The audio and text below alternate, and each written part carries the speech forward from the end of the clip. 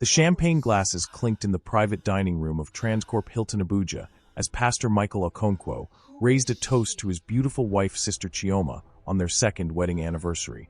Surrounded by 50 of their closest friends and church leaders, the room decorated in gold and white, a 3-tier cake sitting elegantly on the center table.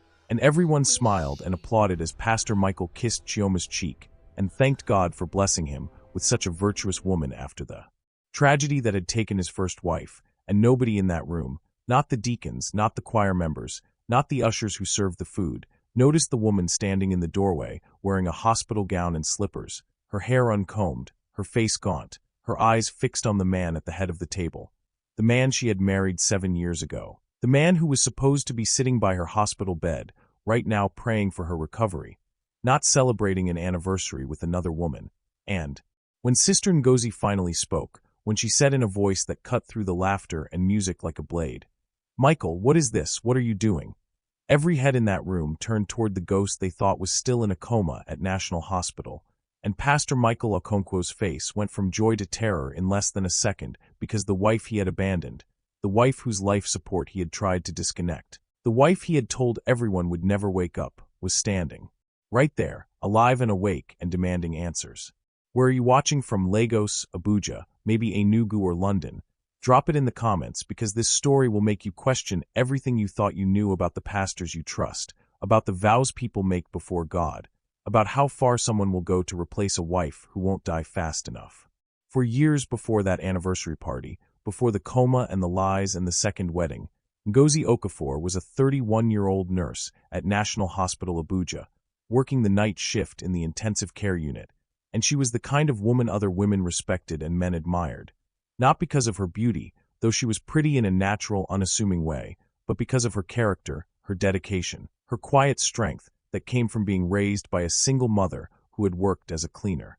To put Ngozi through nursing school, and Ngozi had that same work ethic, that same determination to build something solid and lasting, and she had been saving money for years, had bought a small 2-bedroom flat in Kubwa, had investments, had plans, and she wasn't desperate for marriage the way some of her friends were, wasn't willing to settle for just anyone, which is why when Michael Okonkwo walked into her ICU ward one night to visit his sick mother, Ngozi didn't immediately fall for his charm the way other nurses did, didn't giggle at his jokes or blush when he complimented her dedication to caring for his mother.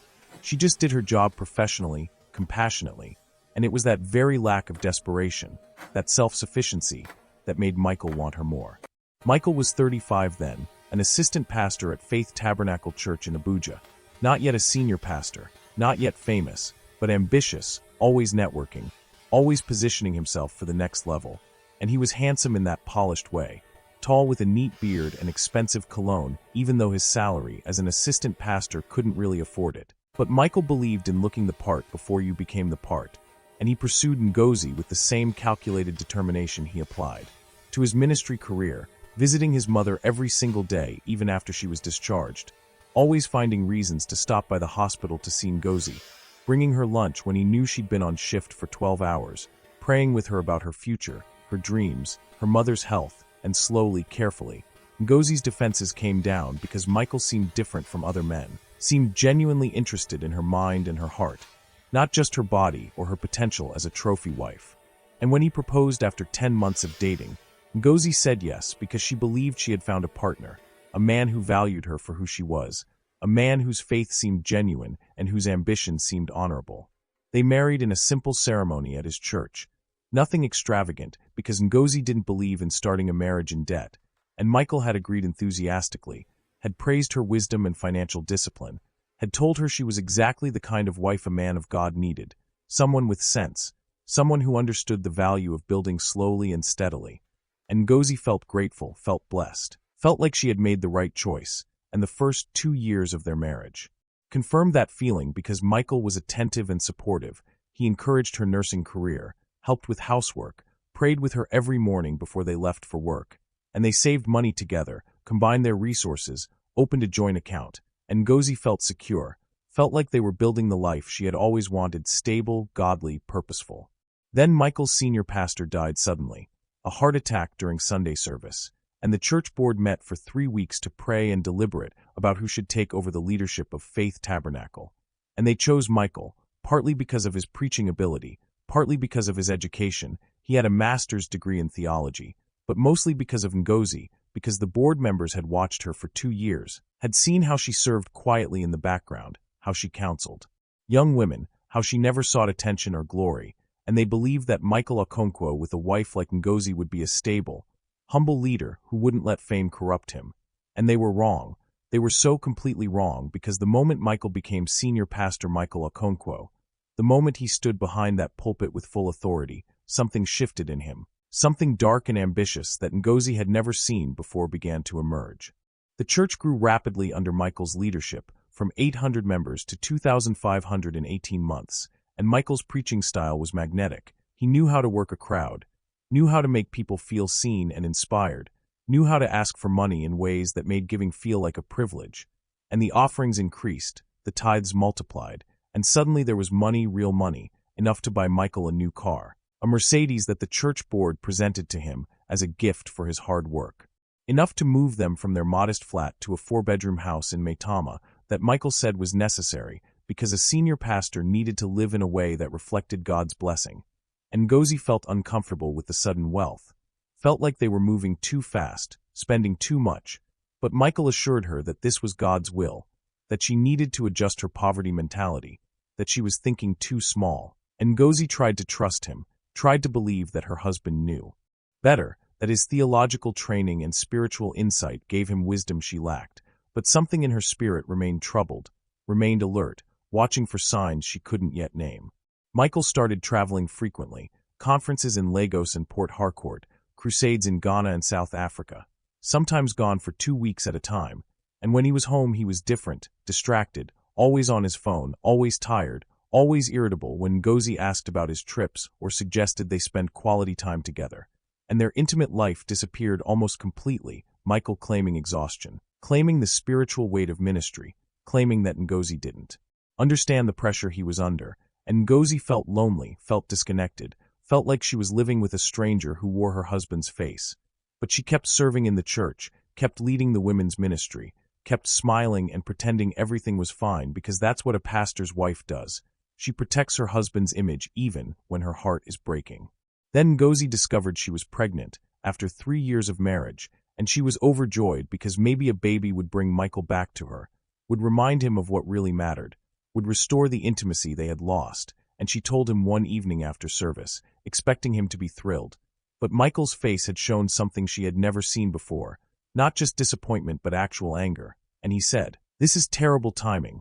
We're about to launch our television broadcast. We're negotiating with investors for a new church building. I can't be distracted by a baby right now." And Ngozi's heart shattered, because what kind of father calls his first child a distraction? And she said, "Michael, this is our baby. This is a blessing." And he said, "It's your blessing. I never said I was ready for children. You should have been more careful." And Ngozi realized in that moment that she had married a man who saw everything, including his own wife and child, as tools or obstacles to his ambition, nothing more. The pregnancy was difficult. Ngozi had severe morning sickness that lasted all day. She lost weight instead of gaining it, and she had to reduce her shifts at the hospital because she was too weak to stand for 12 hours. But Michael showed no concern, no care. He was busy with his television launch, with his building project, with meetings and conferences, and Ngozi managed alone, went to her prenatal appointments alone, cried alone in the big house in Maitama that felt more like a prison than a blessing. And she called her mother, who was now elderly and sick herself, and her mother said, "Come home, leave him. A man who doesn't care if his pregnant wife is suffering is not a man worth staying with." But Ngozi couldn't leave, couldn't face the shame of being a divorced pastor's wife, couldn't destroy Michael's ministry, couldn't give up on the vows she had made before God. So she stayed and endured and prayed that Michael's heart would change. When Ngozi was 6 months pregnant, she started having severe headaches, blinding pain that made her vomit, made her vision blur, and she told Michael one morning that something was wrong, that she needed to go to the hospital. But Michael said he had an important meeting with potential investors, said she should call a taxi, said she was being dramatic, and Ngozi called her colleague from the hospital, who came to pick her up. And by the time they arrived at National Hospital where Ngozi worked, her blood pressure was dangerously high, and the doctors said she had preeclampsia, said they needed to monitor her closely, said she might need to deliver the baby early if her condition worsened. and they called Michael to inform him, and he came to the hospital eventually, 3 hours later, and he sat beside Ngozi's bed for exactly 15 minutes before saying he had to get back to his meeting. And Ngozi watched him leave and felt something inside her die. Not the love necessarily, but the hope, the belief that things could get better, the illusion that her husband was redeemable. 2 weeks later, Ngozi's condition deteriorated rapidly. Her blood pressure spiked to stroke levels, and the doctor said they needed to do an emergency cesarean section to save both her and the baby. And they called Michael again, and this time he didn't come. He sent a text saying he was in a crusade in Lagos and couldn't get a flight back in time. And Ngozi went into surgery alone. No husband, no family. Just her colleagues who stayed with her out of loyalty and compassion, and the surgery was complicated. Ngozi started hemorrhaging, lost too much blood, and her brain was deprived of oxygen for several critical minutes. And when the doctors finally stabilized her, when they delivered her baby, a tiny premature girl who weighed less than 2 kilograms, Ngozi didn't wake up. She slipped into a coma, and the baby that Michael had called a distraction, fought for her life in the neonatal ICU for 3 days before her tiny heart stopped beating. And Michael, who finally returned to Abuja the day after his daughter died, stood in the hospital corridor and told Ngozi's mother, "This is God's will, we have to accept it." With no tears, no emotion, no grief, just cold resignation. Ngozi remained in a coma for 2 years, her body kept alive by machines in the ICU where she had once worked, and her colleagues took turns caring for her, talking to her, playing music for her, believing that somewhere inside that unresponsive body their friend could hear them, could feel their love. But Michael visited less and less, first once a week, then once a month, then not at all. And when the doctors suggested moving Ngozi to a long-term care facility because she was stable but showed no signs of waking, Michael said he couldn't afford it, claimed the church finances were tight even though everyone knew Faith Tabernacle was bringing in millions of naira monthly. And Ngozi's mother, who was sick with diabetes and high blood pressure, begged Michael to use some of the money in their joint account. The money Ngozi had saved from years of nursing to pay for proper care, but Michael said that money was tied up in church investments, said it wasn't accessible, and Ngozi's mother didn't have the strength to fight him, didn't have the education to understand that Michael was lying, that he had slowly transferred everything from their joint account into his personal accounts over the past 2 years. And when Ngozi's mother died 8 months into Ngozi's coma, died from the stress and heartbreak of watching her only daughter lying unconscious while her son-in-law showed no care, Michael arranged a small funeral, paid for the cheapest casket, told people he was doing his best despite his own pain, and everyone pitied him.